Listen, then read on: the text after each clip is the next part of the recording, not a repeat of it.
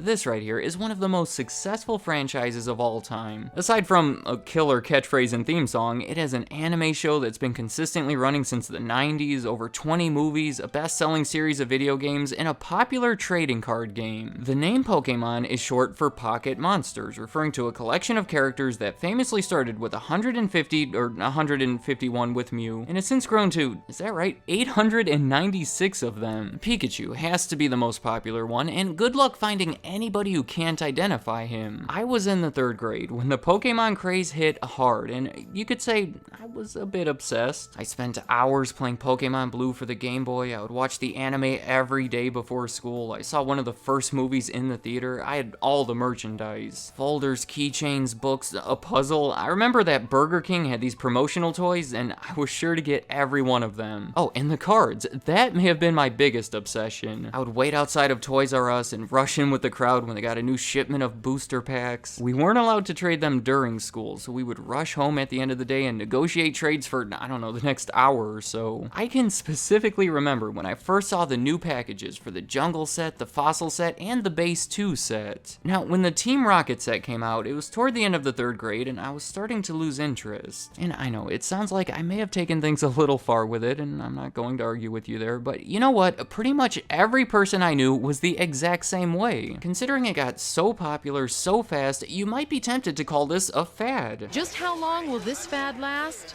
Retailers hope well into the holiday shopping season. It did fade out for me and many others, but here we are more than 20 years later, and there's still a strong market for new shows, new movies, new games, and new cards. Look at Pokemon Go, for heaven's sake. This was actually one of my most requested video ideas, so given the nature of the channel, I figured that I would take this opportunity to talk about some of the companies behind this franchise. First off, to get this out of the way, we all know about Nintendo. They're the ones who manufacture and sell the video games, in addition to owning 34% of the Pokémon Company. But you have to understand that there is too much going on there, and they deserve their own video. So for today, I'm just gonna leave it at that, and talk about some of the lesser known companies that have been more reliant on Pokémon for their success. Starting with Game Freak. I have the most to say about Game Freak because their co-founder and current CEO is Satoshi Tajiri, who happens to be the person who created Pokémon. All the way back in 1978, a new arcade game was released called Space Invaders. I'm sure that we've all played it because it became one of the biggest games of all time and helped bring the industry to that next level. One of the many kids obsessed with it at the time was a young 13-year-old Satoshi Tajiri. He credits that game with taking his interest in video games to that next level. Well, over the next few years, as a consumer, he struggled to find information about these games. He was looking for special techniques or tips on how to win, and it wasn't available. So in 1983,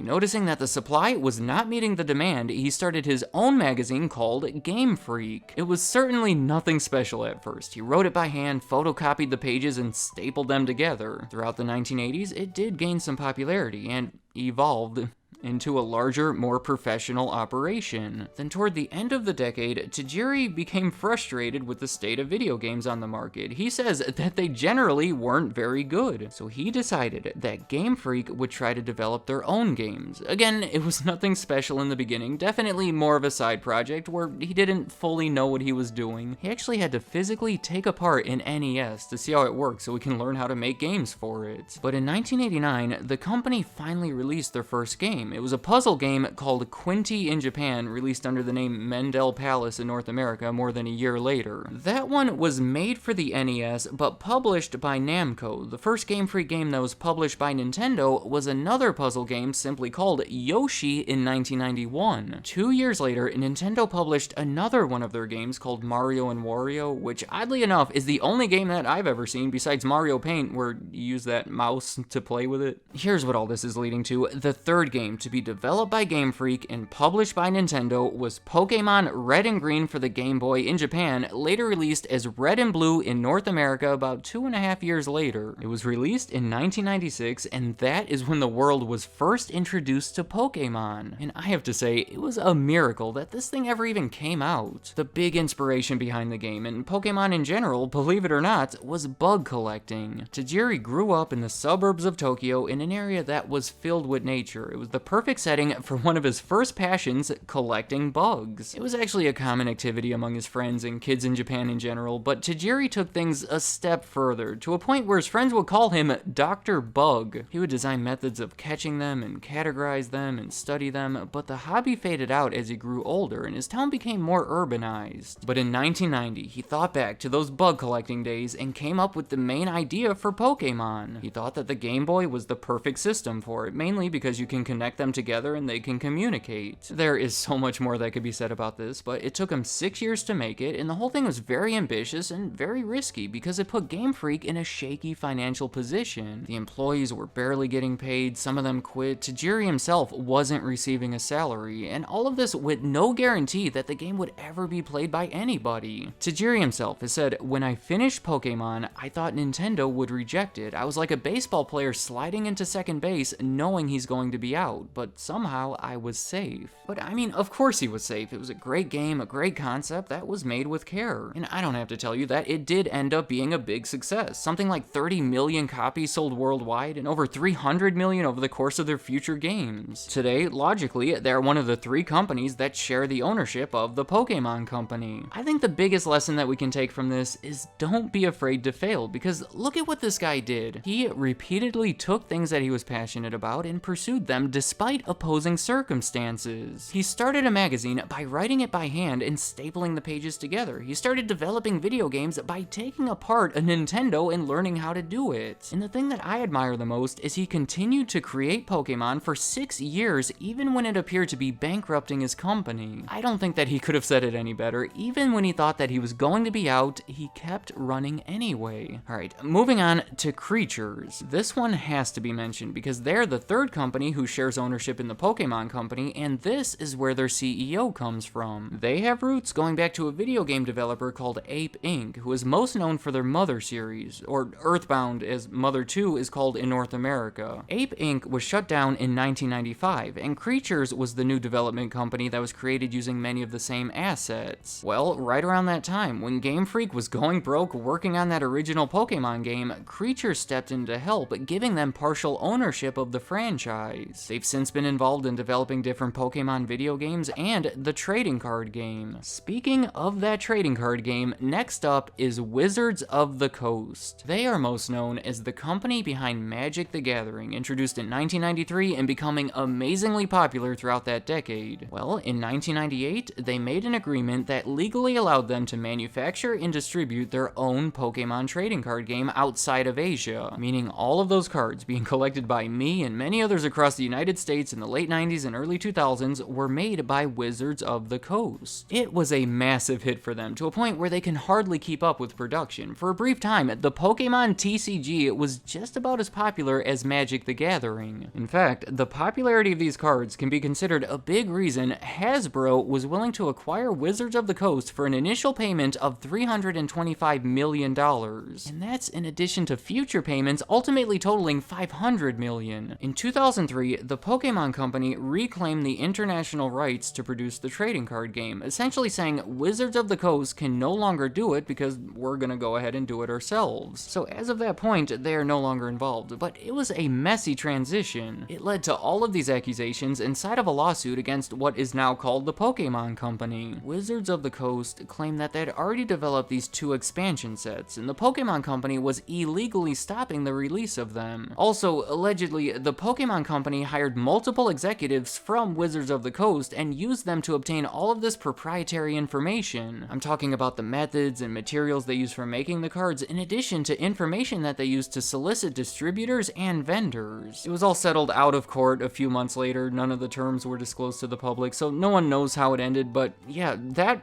was a messy transition. The final company that I want to talk about today is 4Kids Entertainment, because for years, they were Pokemon's exclusive US licensing agent. Whenever you saw a toy or plush or book or anything else that was officially licensed by Pokemon, it was 4Kids Entertainment making those deals. In addition to their involvement in the US release of the first few Pokemon movies and the first 8 seasons of the TV show. They were the ones who dubbed the Japanese anime into English and prepared them for the US audience, meaning that show that many of us were watching on TV back then was dubbed by 4Kids Entertainment. There is more to their business, but you can clearly see how much this Pokemon craze helped them grow. In the year 2000, they were actually number 1 on Fortune's list of the 100 fastest growing companies. In 2001, they became 3% owner of the Pokemon Company and extended all of their agreements with them as far as licensing and dubbing. All of it lasted until 2005, when at that point they sold that 3% ownership and ended all of their agreements when, again, the Pokemon Company decided that they would take over the work themselves. And 4Kids Entertainment has since filed for bankruptcy twice and no longer exists today. Let me know in the comments, what is your experience with Pokemon? Were you part of that initial craze, or did you join in later? Maybe this right here is the most time that you've ever invested in it, or maybe you've been following it for over 20 years now. And before you say it, I know there is a lot that I failed to talk about. I challenge anyone to cover all of it in this time frame, but hopefully I was able to hit on the bigger parts and talk about some of these lesser known companies that have played a big part in the overall success of the franchise. And finally, I'm just curious, what is your favorite Pokemon? Controversial pick on my end, but I'm gonna have to go with Snorlax. Sure, he doesn't do much, but when he does do something, it's pretty awesome. Anyone who's played the Pokeflute in the beach level of Pokemon Snap knows exactly what I'm talking about. So any thoughts on the franchise, the companies behind it, or the Pokemon themselves, leave it in the comments. I'd like to hear what you have to say. Thank you for watching.